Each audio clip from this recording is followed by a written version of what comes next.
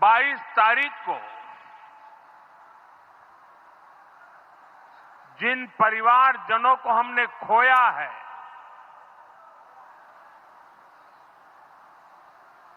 उनको श्रद्धांजलि देने के लिए कुछ पल हम अपने स्थान पर बैठ करके ही मौन रख करके अपने अपने आराध्य देव का स्मरण करते हुए उन सबको श्रद्धांजलि देंगे।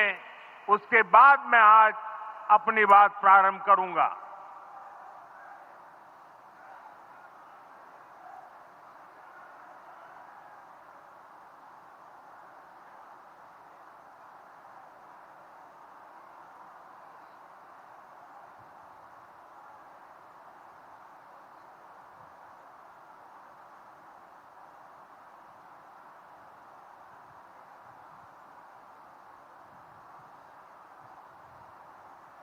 ओम शांति शांति शांति।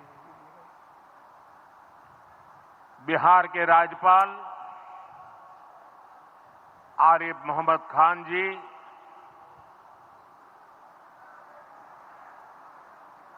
यहां के लोकप्रिय मुख्यमंत्री मेरे मित्र श्रीमान नीतीश कुमार जी, मंच पर उपस्थित अन्य सभी वरिष्ठ महानुभाव और बिहार के मेरे प्यारे भाई और बहनों, आज पंचायती राज दिवस के मौके पर पूरा देश मिथिला से जुड़ा है, बिहार से जुड़ा है।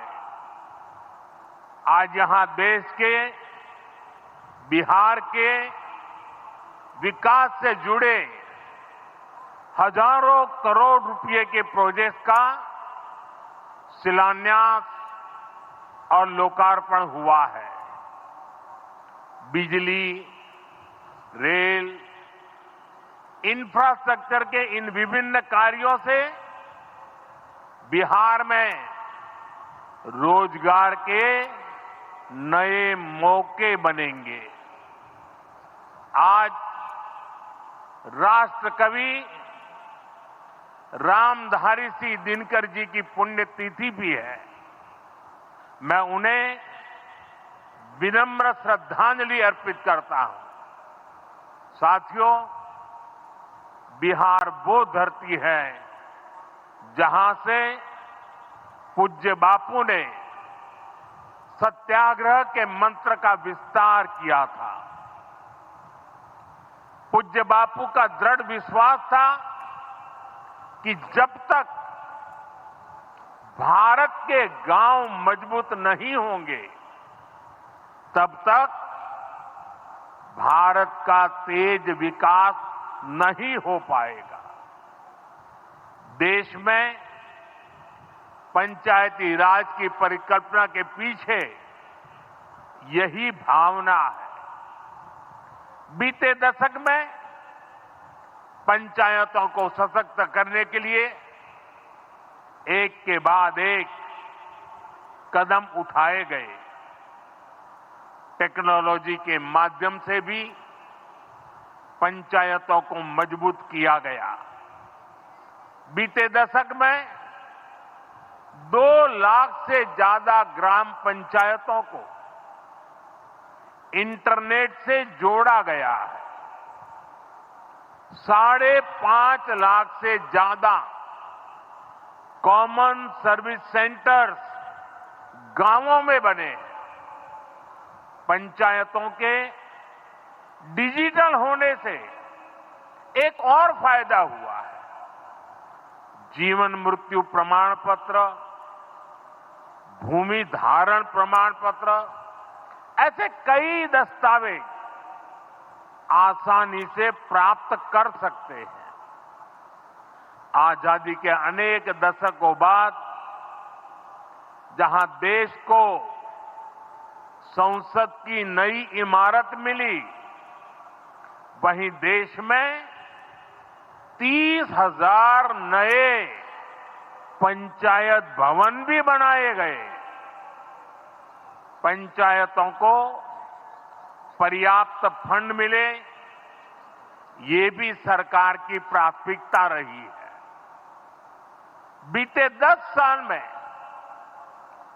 2 लाख करोड़ रुपए से ज्यादा का फंड पंचायतों को मिला है। ये सारा पैसा गांव के विकास में लगा है। साथियों, ग्राम पंचायतों की एक और बड़ी समस्या भूमि विवाद से जुड़ी रही है। कौन सी जमीन आबादी की है, कौन सी खेती की है, पंचायत की जमीन कौन सी है, सरकारी जमीन कौन सी है, और इन सारे विषयों पर अक्सर विवाद रहता था। इसके समाधान के लिए जमीनों का डिजिटलीकरण किया जा रहा है।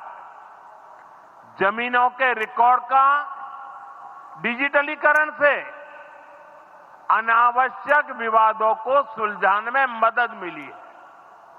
साथियों, हमने देखा है कि पंचायतों ने कैसे सामाजिक भागीदारी को सशक्त किया है।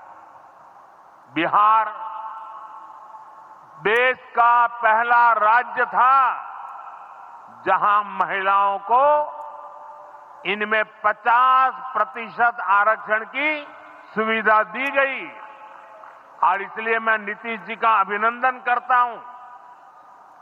आज बहुत बड़ी संख्या में गरीब, दलित, महादलित, पिछड़े, अति पिछड़े समाज की बहन बेटियां बिहार में जनप्रतिनिधि बनकर सेवाएं दे रही है, और यही सच्चा सामाजिक न्याय है।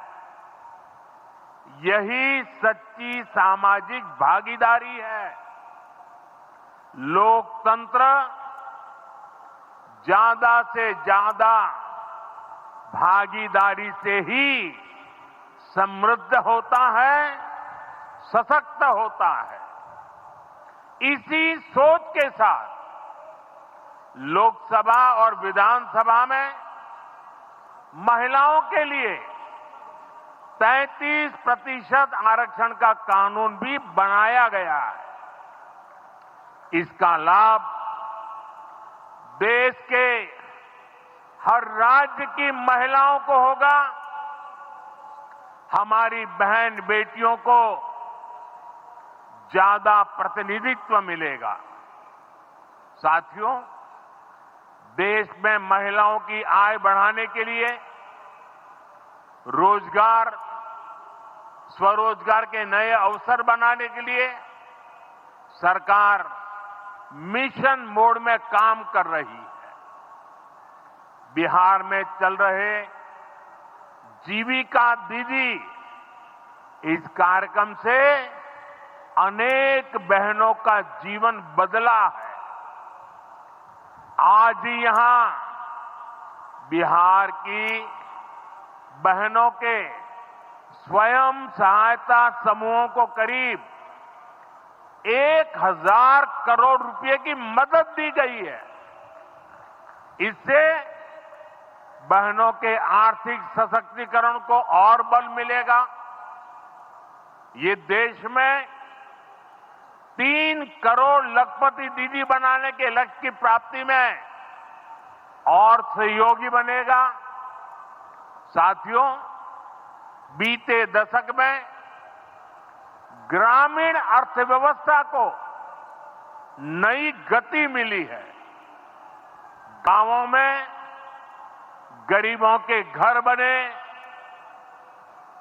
सड़कें बनी, पक्के रास्ते बने हैं, गांवों में गैस कनेक्शन पहुंचे, पानी के कनेक्शन पहुंचे, शौचालय बने हैं।